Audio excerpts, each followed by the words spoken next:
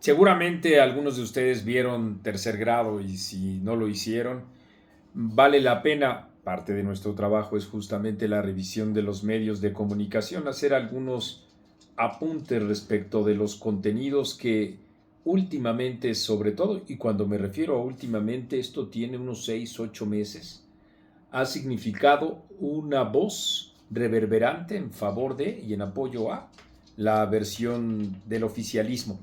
En aquel entonces, en favor de Andrés Manuel López Obrador y su candidata a la presidencia de la República, y ahora en favor también del oficialismo que representa, al menos formalmente, Claudia Sheinbaum sentada en la silla presidencial.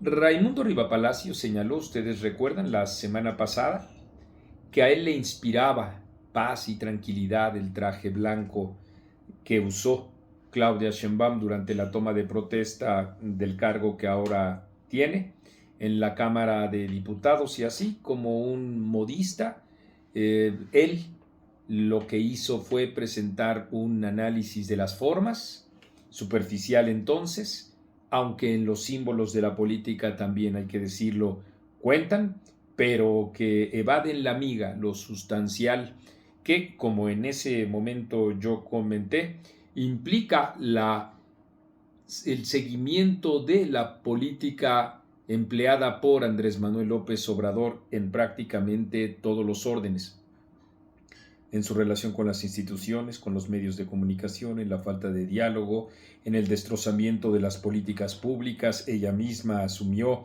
que continuaría con la estrategia, si así se le puede llamar, de Andrés Manuel López Obrador para enfrentar la violencia, una violencia que ha dejado casi 200,000 muertos, y que esos son los datos y las proyecciones y las tendencias y las preocupaciones que me parece bien pudieron ser abordados en aquel programa.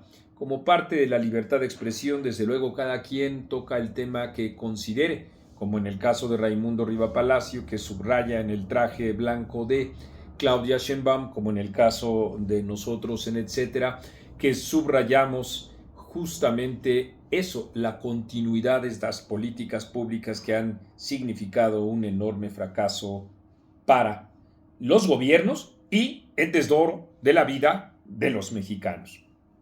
Bueno, pues el día de ayer, durante un buen lapso de ese programa, lo que hizo Raimundo Rivapalacio, secundado por esta incontinencia verbal, ¿lo han notado?, de Denise Merker, arremetió en contra de Norma Piña. Hay un tuit que yo lancé que me permito leérselos a ustedes para pormenorizar enseguida, es breve. Los corifeos de Tercer Grado se equivocan, en particular Raimundo Rivapalacio. Primero, relegan la ofensiva de López Obrador y Claudia Sheinbaum contra el Poder Judicial, siendo que ese es el tema nodal: la destrucción de uno de los poderes de la República, nada más y nada menos. Dos, Rivapalacio llama mediocre políticamente hablando a Norma Piña, mientras la incontinencia de Denise Merker lo secunda y complementa sus palabras. Norma Piña no tiene por qué ser política, ni tiene por qué concentrar el reclamo de la destrucción del Poder Judicial. Ese reclamo hay que hacerlo justamente al gobierno federal y a su partido. 3. Si a esa nos vamos, Lenia Batres es una excelente ministra porque es una grilla de toda la vida, sin el menor conocimiento de las leyes, y eso es lo que hemos visto, lo palmario, el hecho, lo que hemos verificado en los últimos días. Y no solo nosotros, distintos medios de comunicación y ella misma, Lenia Batres, encargándose de subrayar esa su propia ignorancia, esa su propia militancia en particular, junto con las otras dos ministras que incluso acusan a sus pares de querer perpetrar un golpe de Estado.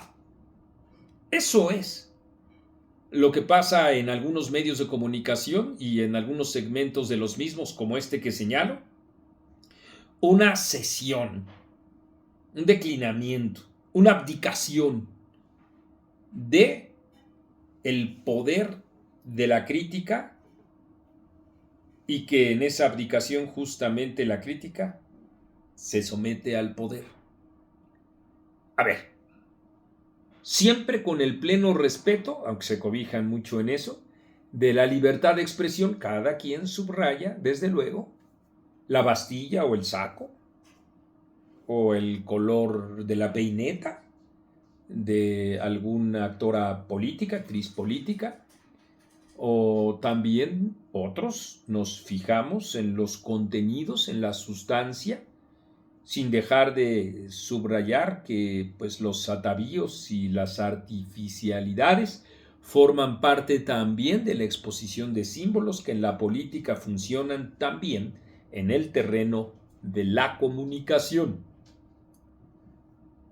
Pero estoy completamente seguro de que todos podemos convenir que el tema toral, incluso independientemente de que coincidamos o no con ese sesgo, el de la reforma en favor o el de la reforma en contra, el tema toral es justamente la reforma promovida por el gobierno. Unos creemos que se trata más que de una reforma, de un plan de destrucción.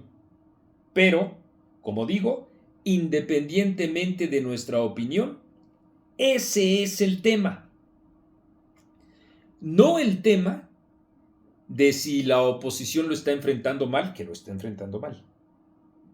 No el tema de cómo lo ha enfrentado la Suprema Corte de Justicia, que durante tanto tiempo soslayó la comunicación con los ciudadanos para detener esta embestida y por lo menos se tardó más de 1 año y medio.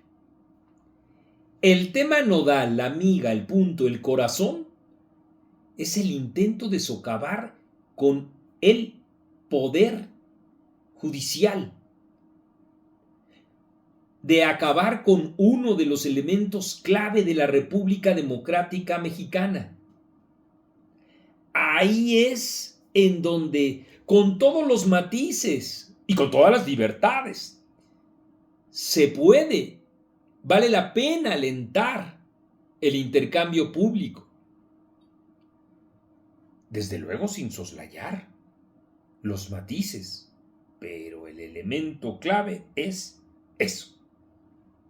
¿Y qué dicen los integrantes de tercer grado al respecto de ese elemento clave? Nanay, cifran su atención en la crítica al Poder Judicial, a la Suprema Corte de Justicia de la Nación, en clarísima sintonía con la ofensiva del gobierno federal en contra de la Suprema Corte. Y además, advirtiendo que se trata de una mujer mediocre, Norma Piña, porque políticamente hablando no ha podido reaccionar frente a la ofensiva del gobierno. Es decir, se condena a la presa por no haber sabido defenderse del depredador, a quien entonces se le valida o se le convalida. Porque de todas maneras, si a esas vamos, diríamos, ¿por qué tiene que tener o por qué debe tener un perfil político o militante un ministro? En este caso, una ministra.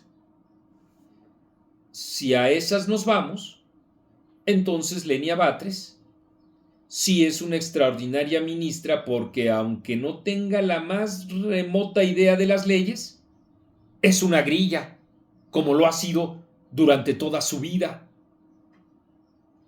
Ahí, en la revisión de los propios contenidos de los medios también se encuentra buena parte de la dilucidación de los acuerdos que hay entre los poderes instituidos y los poderes fácticos, justamente para agradar a los detentadores del poder y las consecuencias que siempre surgen de agradar a los detentadores del poder. Por eso es tan importante la existencia de opiniones independientes y de medios de comunicación independientes. Por eso es que una vez más les pido a ustedes su participación en el fondeo, aquí en Etcétera, en YouTube, con las herramientas que permiten. O suscríbanse, si no es que aquí abajo de esta pantalla puedan ustedes hacer su aporte. Aquí, como digo, en el número de cuenta de Santander que se encuentra a mi nombre. Nosotros estamos decididos a continuar haciendo periodismo, periodismo que inquiere al poder, periodismo que atiende el nudo de la cuestión. Porque eso es Etcétera. Y yo soy Marco Levario Turcot.